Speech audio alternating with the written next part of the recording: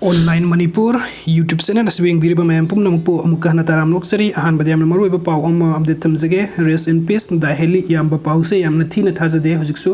leiram len da english tikna leiba oirasano Halley Leithangbam se Mr. International India 2015 ni saying goodbye to our dear brother Halley Leithangbam Mr. International India 2015. His modeling journey was inspiring, but his love as a brother was even greater. Rest peacefully, Halley. You will always be in our hearts.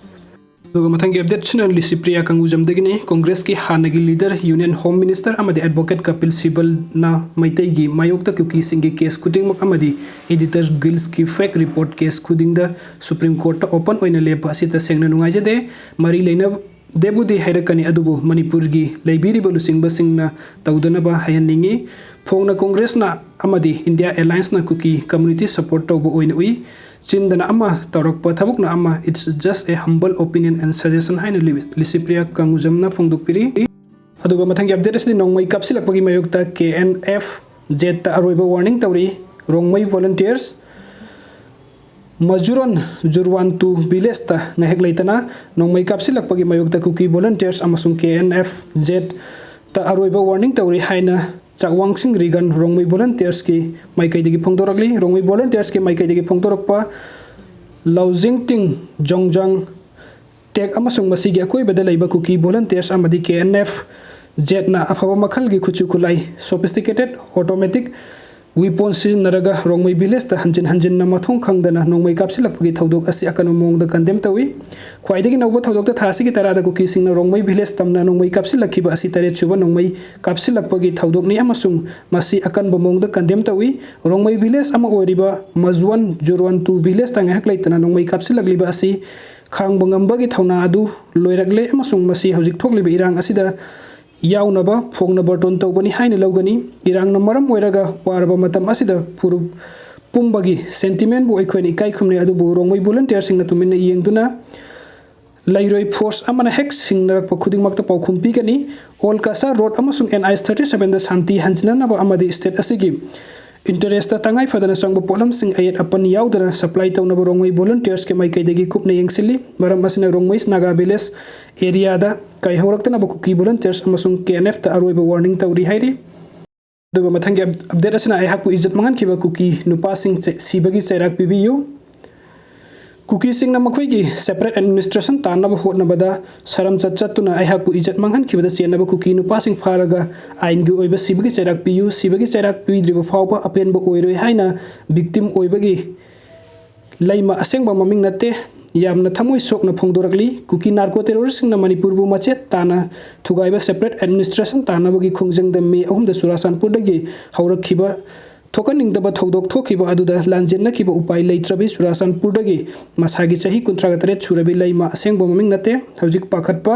thukatpa akibana wakhal gi laina oiduna yamna wana leiri masagi chahi 32 surabi masanupi ahal class 7 masagi chahi 32 suraba masanupa yaima class 4 amadi masagi chahi mari suraba class KG tamliba macha humga mapuroiba ga english sikna leiramba leimagi punsi kuki singna satharakliba lan asina maram oiraga Kangkhong chairaba punsi mahing ama oiduna leiri Shanghai Express ta wari sanabada leima asengba maming natte na hai mahakna Surasanpur da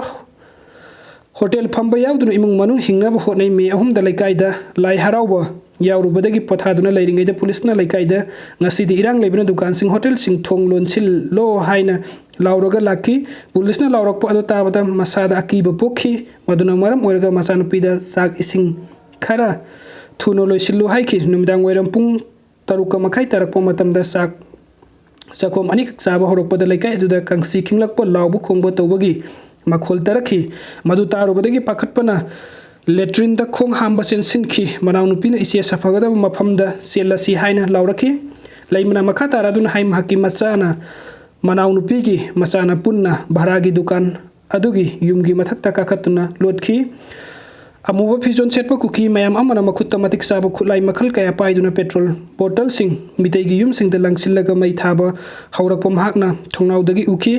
gas pokhaiba lawbu khongo mai chakpa mathang tawrakpanam dukan adudagi chenthораklaga manaw nupi gi macha adu su posillaga macha anibu samlaga punna selakhi selakpa aduda thongi ahobagi saruktam hak tu sinduna पुथगी मनाव नुपी इचे तुरे हाइदुना हल्लगा चेंसिल्लखी मदुदा मनंगलदा पोरिबा अंगांग अदु मनाव नुपीदा पीबगा मखोय चेनख्रो हाइखी मनाव नुपी इचे हौगतलो हाइरमी अदुबु खोंगदा सोखिबना हौगतप ngamdabadagi nakhoi chelo chelo haiduna upai leitebadagi mahakti lehauki haina leimana makatana phongdokhi khong sokhibana haugatpa ngamdana leiringai serak aduda kuki nupa taruklom changsilakpa aigi tunglomdagi kansilakhi amasung thabuk private part ta sagi makhuching aduna humjilakhi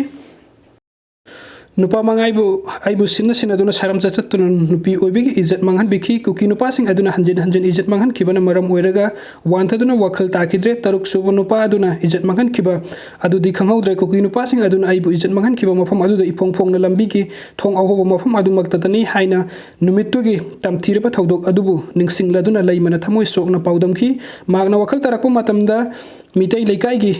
IBM Sakova Amagi Yumda Lairamki, Mitay Sing Namagi Magi Musing Kadaida Lay Haidun Quiti, Tinerpagi Mahak Tingadun Purakivani Haibakanglaki, Matangi Numita, Makonga Tokiba Todok Aduna Maram Oiraga, Wakalsi Angau Bigum Oiki, Armina rescued over Laki, Ahanbagi, rescued over the Yahudre and Super rescued over Lakpagi Lambida Koktada, Kuki Singna Makuta, Kulai Pairaga, Laubo Kongba Hatlo Haiduna Nung Tomzilakibasing Adu Urubadagi Hena, Pakatpa Iba Poki Haina, Laimana Pongdoki, Inem Bokti Mapamda Satuna Laki, Numit Humni later Matung, the Moirang Lamkaigi, relief came the Tamarum, Lairamki, Tamagi Matunda. Mekolagi relief came the labor matamdam hakimasanu I rectabadi PSC the Salaga laying Doctor da Pukasi Yamna Nungaite Halley Rimster Luherki Rimster laying le urine ultrasound test Tauro Heraki Puk Nava Henman Badagi Zenemski Gaini Doctor da laying ki Doctor Natuki Wari Pumba Lira Matung the police FIR Amam Taugodavani Heraki Hospital ki room the Torpa Matam the Kanagi Mateng Logada Haibagi Kaling the Mui Kerki Mateng Agasma Panda 0 FIR Ama Bisnupur Police Station the report Toki Haina Laimana Makata and Pongdoki Magna Hai Mangon the cookies in agent Mangan Kiba Todokadu Mapuro Veda Matam Queen Kibadaki Haikide FIR Panavagi Taurang Toropo Matam the Mapuro Veda Wari Puna Liki Ahan Badam Puro Vena Yamna Sauki Wahakal Kantarabumatung the Wari Pumbatana Ravaka FIR report Tokibani Kuki no passing a repto Kibana Maram Oiraga HIV positive Oirakadra Haibagi Mi Piba Pogi Laita from Kangde, Ipurevana Karimata Kangano a lady, Pagak Pine Lepli Herapomicup Adu the Pukning Asi, Asukimatic Nungsiva Poki, Kapsuyamna Cup, Kihaina Layman Mapukning Nungsina Paudamki, Ibu Repto Wada Seneriba Cookie, no passing at Matam the India government and the state government Paduna Ain Gioiva, Sibagi Charak Pigadavani, Masina Apen Oigani Haina Layman Pongdoki. May home the Surasan border cookies in a mitation, you may take about Togdok Adu the cookie no pissing, the mitain upika the repta Rongani. Mitay nupi sing na ikai badagi ki badagi lochin duna thambo oigani mitay nupi rep victim sing thokpirak tuna ikoi punna thengnamina si haina leimana thauna phana paujilaki video sing bibagi damak mayam pumnong pumukana thagat pa phunguk sari anob update ki damakta online manipur youtube channel asibu miding tabiyo